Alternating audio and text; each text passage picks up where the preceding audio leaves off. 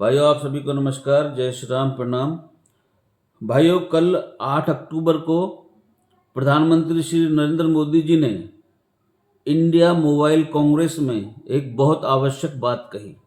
अपने उद्बोधन के दौरान उन्होंने कहा, यह इन्वेस्ट, इनोवेट और मेक इन इंडिया का सबसे अच्छा समय है।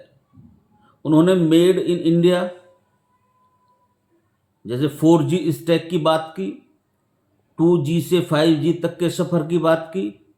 ये सब आंकड़े और टेक्नोलॉजी तो हैं ही, लेकिन जब मैंने इस भाषण पर गहराई से विश्लेषण किया तो मुझे यह समझ आया कि आत्मनिर्भर भारत केवल टेक्नोलॉजी की बात नहीं है, ये हमारे जीवन का सबसे बड़ा दर्शन है। और प्रधानमंत्री जी धर्म और आध्यात्म की राह पर चलते हुए हमें यहाँ तक लेके आए हैं, और 2047 में विकसित भारत की संकल्पना सिद्ध निश्चित होगी, उससे पहले हो जाएगी।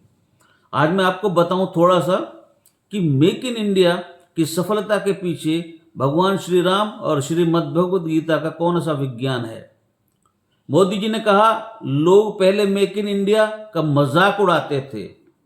ठीक उसी तरह जब हमारे कष्टों में, दुखों में या हम कुछ नहीं कर पाते तो लोग हमारी क्षमता का मजाक उड़ाते हैं। ऐसी भारत की क्षमता का मजाक उड़ाया गया। आत्मनिर्भरता का पहला नियम यह है कि विश्वास स्वयं पर होना चाहिए कि हम कोई भी चीज बना सकते हैं। यदि यह विश्वास हमारे अंदर जागृत हो गया तो आत्मनिर्भर भारत बनने में ज्यादा समय नहीं लगेगा। यदि टेक्नोलॉजी और आत्मनिर्भर की बात करें, देश को made in India 4G stack चाहिए था। यह तभी हुआ जब हमने बाहर से इनके लिए मदद देना बंद कर दिया।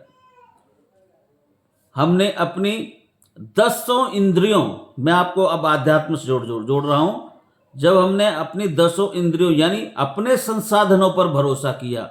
याद कीजिए, दशरथ, मैं हमेशा आपसे बोलता हूं, दशरथ का अर्थ 10 इंद्रियों के नियंत्रण के बाद। जब 10 इंद्रियों पर नियंत्रण हो जाता है, जब ही राम को धर्म का जन्म होता है, और राम धर्म के प्रतीक हैं। अब इस बात को यदि मैं क्रमबद्ध तरीके से आपको समझाऊं, इसी प्रकार जब देश ने मेक इन इंडिया पर विचार किया तो हमने बाहरी चेन पर निर्भरता अपनी खत्म कर दी। मोदी जी ने स्टार्टअप जैसे प्लान्स चालू किए, जो उस समय बहुत छोटे दिखाई देते थे, लेकिन आज MSME, जो आज बहुत बड़ी अहम भूमिका विकसित भारत और आत्मनिर्भर भारत बनने में कर रहे हैं। ठीक उसी तरह हम यदि अपनी जिंदगी में देखें कि उन्हीं चीजों पर हमने भी निर्भरता कम की है, यहां के लोगों ने भी, जो हमें ताकत नहीं देते, हमें इमोशनल सप्लाई चेन का काट रहे हैं। जो हमारा लक्ष्य स्पष्ट होना चाहिए कि उनसे हमको दूरी बनानी है। भाइयों, मैं थोड़ा अब इसे आध्यात्म से जोड़ता हूं। देखिए, विदेशों से यानी कि देश के बाहर से जब हम कोई चीज लेते हैं तो हम दूसरे देश पर निर्भर होते हैं। इसी प्रकार हम जब बाहर की किसी भी चीज पर या किसी दूसरे पर निर्भर होते हैं तो हम किसी अन्य चीजों पर भी निर्भर होते हैं। लेकिन जब हम उसी ज्ञान चक्षुओं का इस्तेमाल करके अपने अंदर अंतर्मन की यात्रा करते हैं तो हमें हर चीज का जवाब भी मिलता है, और हम हर चीज को प्राप्त करने में सफलता भी मिलती है। इसी प्रकार जब हम देश के अंदर ही सब कुछ चीजों की सप्लाई करेंगे, सब चीजों का उत्पादन करेंगे, छोटे से छोटे व्यापारी का ध्यान रखेंगे, तो कैसे नहीं बनेगा आत्मनिर्भर भारत। प्रधानमंत्री जी का देखिए, व्यू देखिए आप, आध्यात्म और धर्म से कैसे जोड़ दिया। श्री राम का पैदा होने का अर्थ क्या है? राम राज्य की स्थापना वो कब होगी? जब दसों इंद्रियां रथ ली जाएंगी, उन पर काबू पा लिया जाएगा। प्रधानमंत्री जी की एक एक बात आध्यात्म और दर्शन पर निर्भर करती है। भाई मैं कल हैरान रह गया, मैं थोड़ा दिमाग लगाया, लेकिन मैंने सोच समझ लिया कि ये व्यक्ति, मैं तो जानता ही हूं, कोई साधारण आदमी नहीं है। और भाई इसी संदर्भ में दूसरा सबक में 4G जो स्टैक है वो रातों रात नहीं बना। इसके पीछे रिसर्च, इनोवेशन और अनेकों बार की असफलता भी है। यदि हम डर की वजह से नए विचार नहीं लाते, अगर आप असफलता के समय उसके डर से कोई रिस्क नहीं लेते, तो आप जिंदगी में कभी आत्मनिर्भर नहीं बन सकते। आत्मनिर्भरता का मतलब है जो चीज दुनिया में नहीं है उसे बनाने की हिम्मत रखना। तीसरा ज्ञान जो उनके भाषण से मुझे मिला, पीएम मोदी जी ने कहा कि आप इलेक्ट्रॉनिक्स और मोबाइल का निर्माण कई गुना बढ़ गया है आज। इससे लाखों नौकरियां, रोजगार उत्पन्न हुए हैं। हमारी कीमत बढ़ी है। आपकी कीमत तब बढ़ेगी जब आप बाहर से ज्ञान लेना बंद कर देंगे, विदेशों पर निर्भर होना, विदेशी संस्कृति पर निर्भर होना या उसको अच्छा मानना बंद कर देंगे, तो आपको जब अपनी शक्ति का पता लगेगा।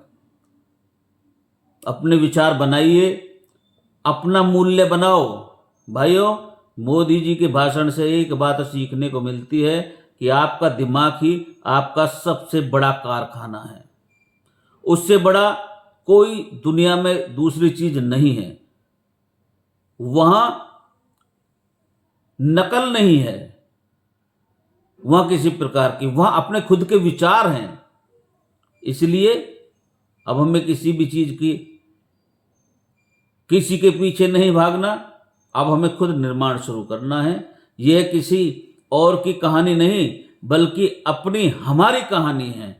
अगर आपको मेरे विचार उचित लगे तो इस विषय पर जरूर गंभीरता से ध्यान दीजिएगा कि आध्यात्म और धर्म और दर्शन कितना शानदार है प्रधानमंत्री जी का। मैं हतप्रभ रह गया सोचकर। यानी जब हम अपने अंदर की चेतना को जागृत करने की तरफ ध्यान लगाते हैं तो हमारी शक्ति कई गुना बढ़ जाती है। यही प्रधानमंत्री जी कह रहे हैं।